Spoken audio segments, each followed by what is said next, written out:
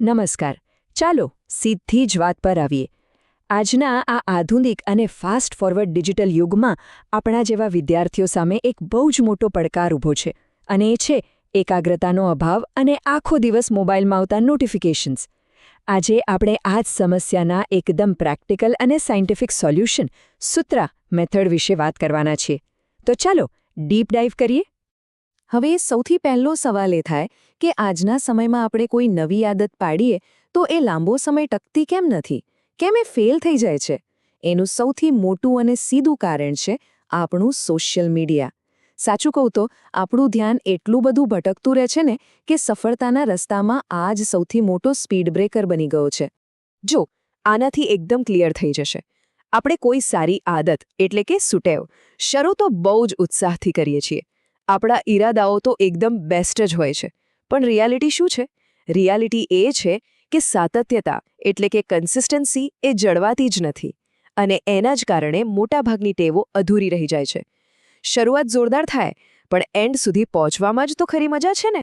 અને થાય છે શું?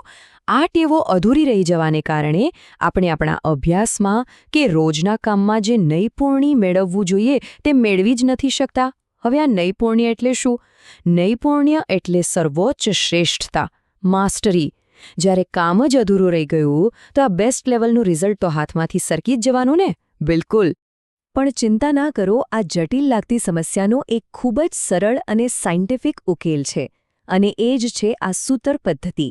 આ પદ્ધતિ મુખ્યત્વે 3 સિમ્પલ સ્ટેપ્સમાં કામ કરે છે, અને આ 3 સ્ટેપ્સ તમારા આખા દિવસના ટાઈમ ટેબલને એકદમ સેટ કરી દેશે.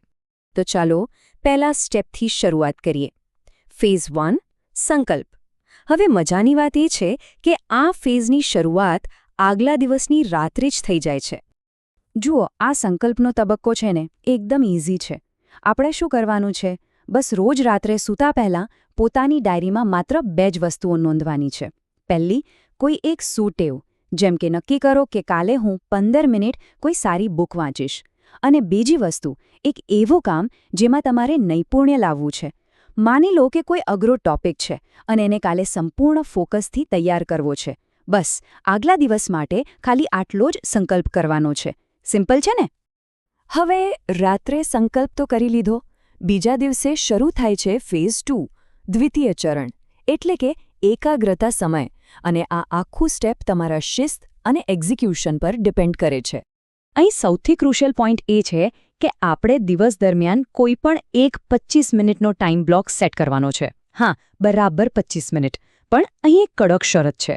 આ 25 મિનિટમાં તમારા બધા જ ડિજિટલ ગેજેટ્સ, ફોન, લેપટોપ એકદમ સ્વિચ ઓફ હોવા જોઈએ. કોઈ જ ડિસ્ટ્રેક્શન નહીં. આજે ટેકનોલોજી ફ્રી અને અલ્ટિમેટ ફોકસવાળો સમય છે ને, એને આપણે આજના મોડર્ન જમાનાનું તપ કહી શકીએ. હા, આ એક તપ જ છે, જ્યાં આપણે માત્ર ને માત્ર એ નક્કી કરેલું કામ પૂરી કુશળતાથી કોઈ જ વિક્ષેપ વગર કરીએ છીએ. અને મારું માનજો, આનાથી તમારા કામની ક્વોલિટીમાં જે સુધારો આવશે ને એ અકલ્પનીય હશે. હવે આખો દિવસ પૂરો થવા આવે ત્યારે વારો આવે છે ત્રીજા અને છેલ્લા ચરણનો, આત્મમૂલ્યાંકન, એટલે કે સેલ્ફ ઇવેલ્યુએશન. આ આખા દિવસની પ્રોસેસને ક્લોઝ કરવા માટેની એક જબરજસ્ત વિઝ્યુઅલ ટ્રેકિંગ એક્સરસાઇઝ છે. હવે આ ટ્રેકિંગ સિસ્ટમ જુઓ, કેટલી સરસ છે. આપણે બસ દિવસના અંતે ડાયરીમાં એક નાનું વર્તુળ એટલે કે સર્કલ દોરવાનું છે, અને એના 2 સરખા ભાગ કરવાના. એક ભાગ આપણી પેલી સુટેવ માટે અને બીજો ભાગ નૈપુણ્યવાળા ટાસ્ક માટે. આ નાનકડી આકૃતિ છે ને એ આપણા મગજને એક જબરદસ્ત પુશ આપે છે કે ભાઈ, કામ કન્સિસ્ટન્ટલી કરવાનું છે. આ વિઝ્યુઅલ ટ્રેકિંગ સિસ્ટમ એકદમ પાવરફુલ છે હો. જો તમારું કામ સક્સેસફુલી પૂરું થયું હોય તો એ ભાગમાં લીલો રંગ પૂરો, અને જો ટાસ્ક અધૂરું રહી ગયું હોય તો લાલ રંગ. આ સ્પષ્ટ કલર કોડિંગ આપણી જવાબદારી ફિક્સ કરી દેશે. જેવો લાલ રંગ દેખાશે ને એટલે તરત જ અંદરથી થશે કે યાર, આજે ક્યાંક કચાશ રહી ગઈ, કાલે આને ગ્રીન કરવો જ પડશે. અને ખરેખર આ જ તો આખી પ્રોસેસની સુંદરતા છે. જ્યારે રોજના સતત પ્રયત્નો પછી ડાયરીમાં આ લાલ રંગ ધીમે ધીમે લીલા રંગમાં બદલાવા લાગશે ને, ત્યારે અંદરથી એક ઊંડો સંતોષ અને એક અલગ જ લેવલનો આનંદ આવશે. બસ આને જ નિજાનંદ કહેવાય છે. પોતાના કામ પ્રત્યેની સંપૂર્ણ નિષ્ઠાનું આ સૌથી મીઠું ફળ છે. જો તમે ધ્યાનથી વિચારો ને તો આ આખો કોન્સેપ્ટ કોઈ સામાન્ય પ્રોડક્ટિવિટી હેક કરતાં ઘણો મોટો છે.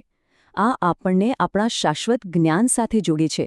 શ્રીમદ્ ભગવદ્ ગીતામાં પણ ભગવાન શ્રીકૃષ્ણએ બહુ સ્પષ્ટ કહ્યું છે, યોગઃ કર્મસુ કૌશલ્યમ, એટલે કે કાર્યોમાં કુશળતા એ જ યોગ છે.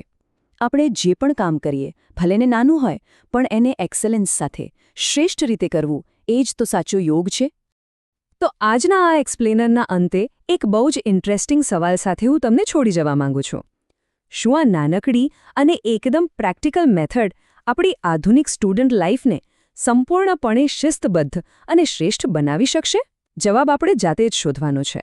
આ SUTRA પદ્ધતિનો અમલ કરવાથી તમારી શૈક્ષણિક યાત્રાને એક નવો વળાંક ચોક્કસ મળી શકે છે, કારણ કે રોજના નાના અને સાતત્યપૂર્ણ ફેરફારો જ એક મોટી સફળતાનું નિર્માણ કરે છે. આજના આ વિશ્લેષણમાં જોડાવા બદલ તમારો ખૂબ ખૂબ આભાર.